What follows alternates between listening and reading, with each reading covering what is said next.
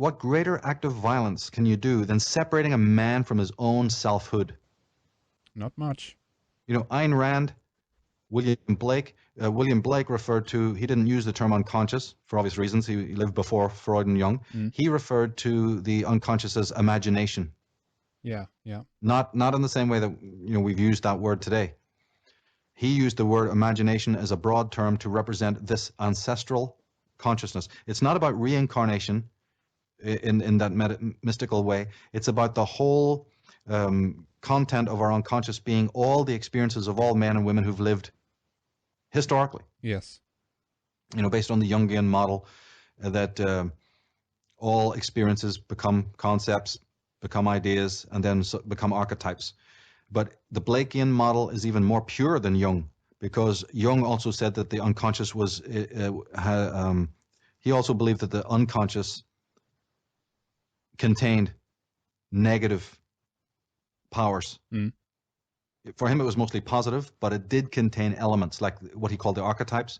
And he believed that the archetypes have darker sides as well that can be threatening to the ego. So you still have a certain model there in which the unconscious is seen as something kind of nasty and potentially ambiguous and ambivalent and dangerous, you know? This is a very traditional stance in all psychology. But if you step a little bit out of psychology and go back to the poets and the great thinkers like Rainer Maria Rilke and William Blake and many others I could mention, they look at the unconscious as entirely positive. So much so that even the so-called things that are negative in it are positive. And if anything is negative in it, it's because of this repressive dynamic that's going on in the conscious mind. So they have a completely holistic understanding of man's deeper selfhood, which they refer to by different terms. This has to be borne in mind. And then what you say is very true. It has to be slow, because how on earth can you stranglehold, you know, and garrote the unconscious and separate man's conscious mind from his unconscious? It takes a lot of doing. But that is what society is. We do not have civilization. We only have tyranny. We do not have justice. We only have injustice. Man is the one who's creating the society. Remember we said at the beginning, man is doing this. Man is tyrannizing man. We forget this because it's always them. It's always the Wizard of Oz, the guy behind the mask, the guy behind the curtain. The guy behind the curtain is a man. Yeah. The people who are doing this are human beings. We buy into it. It's a consensus. I mean, it's a, what do we call it? It's a contract. Man is creating society. Man represses man. Man goes and murders indigenous people and calls them savages. Man is the one who's building the global village. Man is the one, running and hiding from himself. Man is the one who sees nature as a demonic presence. Man is the one who wants some bogus heaven after he's dead and gone. You know, man is the one who sends children down the mines. Man is the one who murders his fellows for no reason.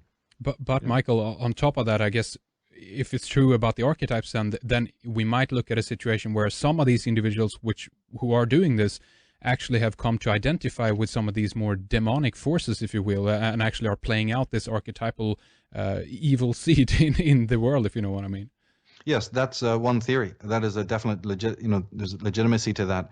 The existential psychologists, people like Otto Rank and others, and Viktor Frankl and all, they don't buy into that at all. They've since changed their ideas about the unconscious, and they believe that it is entirely man's estrangement from his unconscious and his commitment to the consensus that causes this aberration, that man is cut off from the veins and arteries that are the roots, that go deeply into the soil. Yes. And but these psychologists are not saying anything that isn't even in the Bible. The book of Mark says it is from within, out of the mind of man, that all evil emerges.